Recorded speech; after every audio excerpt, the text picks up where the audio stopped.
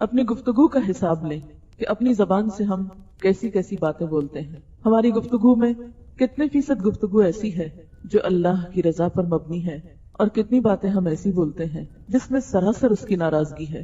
ہماری کمائی، ہمارا کھانا پینا، ہمارا لین دین، ہمارے معاملات، غرض یہ کہ ہماری ساری زندگی جو کچھ بھی ہم کرتے ہیں اس میں کتنی باتیں ایسی ہیں، ہمارے کتنے کام، کتنی کوششیں، چلنا پھرنا ایسا ہے کہ جو اسے پسند آتا ہے، اور ان میں کتنی باتیں ایسی ہیں کہ جو اس کی پسند کی نہیں ہیں.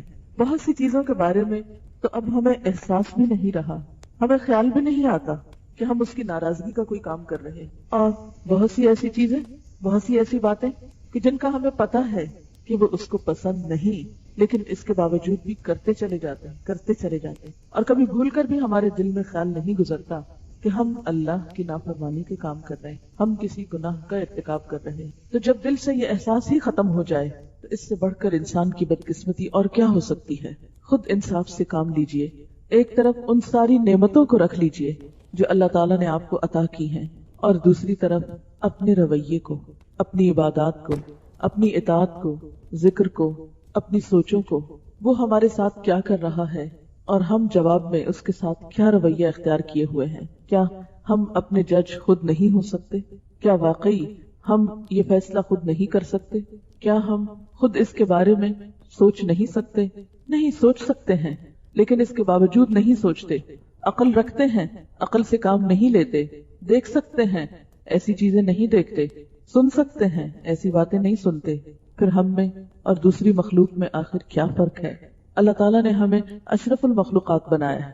یہ ساری نعمتیں ہمارے لیے پیدا کی ہیں. خلق لکم ما فی الارض جمیعا، جو کچھ زمین میں ہے اس نے تمہارے لیے پیدا کیا ہے. سارے کا سارا سب کچھ ہمارے لیے بنایا گیا، لیکن ہمیں اس نے اپنے لیے بنایا تھا تو ہم کتنے اس کے وفادار بنے. اس نے تو سب کچھ ہمیں دے دیا، لیکن ہم نے اس کو کیا دیا؟ ہماری زندگیوں میں کتنا حصہ اس کا ہے اور کتنا شیطان کا؟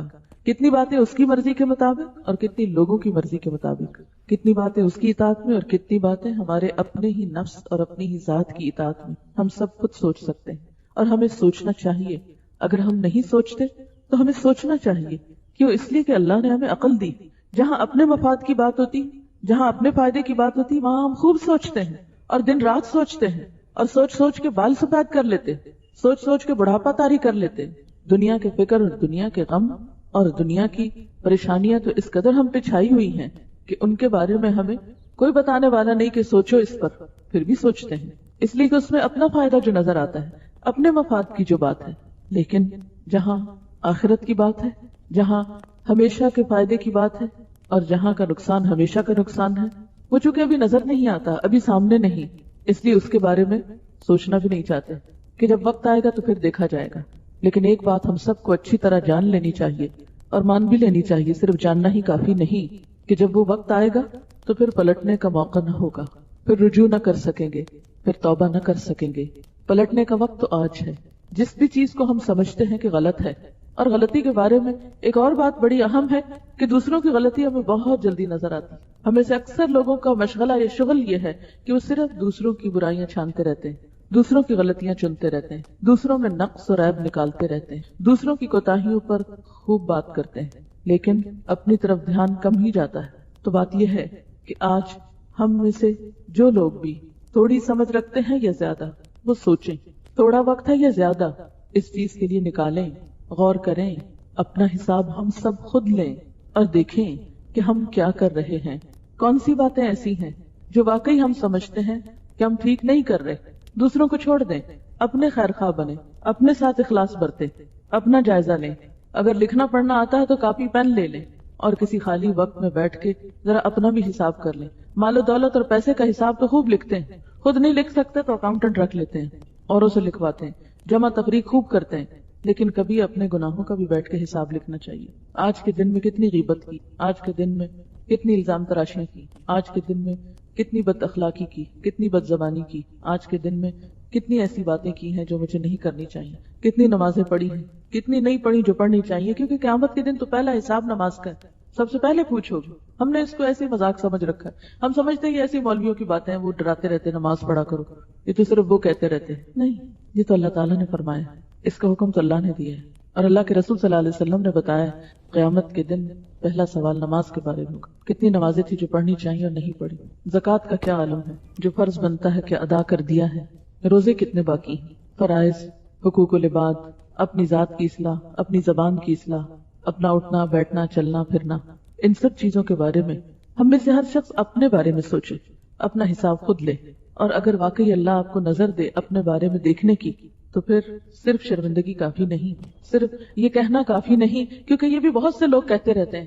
بڑے گناہگار ہیں، کیا کریں، گناہگار لوگ ہیں، یہ بھی تکلفاً کہہ دیتے ہیں دوسروں کو راضی کرنے کے لیے، حالانکہ وی ڈونٹ مین اٹ، اندر سے نہیں کہہ رہے ہوتے، کیونکہ اگر اندر سے کہہ رہے ہوتے تو گناہ تو ایک گندگی کی طرح ہے۔ مثلاً اگر میں یہاں بیٹھی ہوں اور کوئی پرندہ اوپر سے گزرے اور بیٹ کر جائے تو میں یہ کہہ کے ہاں گندگی ہے، گندے ہو گئے، بڑے گندے لوگ ہیں، کیا کریں، نہیں، کبھی بھی ایک لمحے کے لیے نہیں چھوڑوں گی، اٹھ کے فوراً بھاگوں گی کہ نہیں، مجھے صاف کرنا ہے اپنے آپ کو۔ لیکن کتنے ہی گناہ، کتنی ہی غلطیاں ہمارے دامن عیبدار کیے ہوئے ہیں، لیکن ان کو دھونے اور ان کو صاف کرنے اور ان کو ہٹانے کا ہمیں کچھ بھی فکر نہیں۔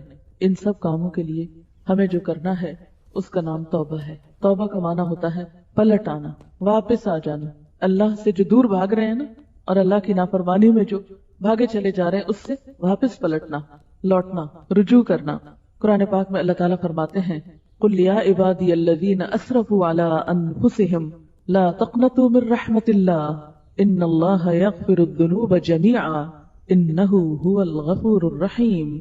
اے میرے بندو، جنہوں نے اپنی جانوں پہ زیادتی کی ہے، تم اللہ کی رحمت سے نا امید نہ ہو جانا، بالیقین اللہ تعالیٰ سارے گناہوں کو بخش دیتا ہے، یقیناً وہ بڑی بخشش اور بڑی رحمت والا ہے۔ یعنی اللہ تعالیٰ تو بندے کو بخشتا ہے اور بخشنا چاہتا ہے، لیکن کس کو؟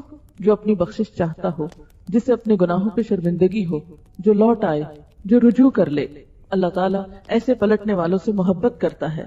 ان اللہ یحب التوابین ویحب المتطہرین، بے شک اللہ تعالیٰ توبہ کرنے والوں سے اور پاک صاف رہنے والوں سے محبت کرتا ہے۔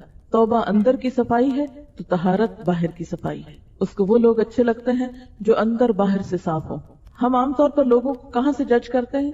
صرف ان کے ظاہری حال حلیے سے، ان کے لباس کپڑے سے۔ اسی لیے جب ہم چاہتے ہیں کہ کسی کی نگاہوں میں ہماری قدر و قیمت ہو تو ہم اس کے سامنے اچھے سے اچھا لباس پہن کے جانے کی کوشش کرتے ہیں۔ ہمارا کوئی بھی اوکیزن ہو، کوئی شادی بیاہ ہو، کوئی منگنی ہو، کوئی کچھ ہو، کوئی ڈنر پارٹی ہو، کوئی چیز ہو، سب سے پہلے ہمیں کس چیز کا فکر ہوتا ہے؟ کوئی ہمیں دعوت پہ بلائے، پہلی پریشانی کیا لاحق ہوتی؟ ہم خواتین کو کیا پہن کے جائیں گے؟ وہ فلاں سوٹ پہنیں گے، وہ تو کئی دفعہ پہنا ہوا ہے، لوگ کیا کہیں گے؟ کس کے پاس بس یہی ایک کپڑا ہے؟ حالانکہ کتنی دفعہ ایسا ہوتا ہے کہ ہم کچھ پہن کے جاتے ہیں اور دوسروں کو نظر بھی کوئی نہیں آتا، ہم کو یاد بھی نہیں ہوتا کہ کس نے کیا پہنا، پچھلی دفعہ کیا پہنا تھا اور اگلی دفعہ کیا پہنا۔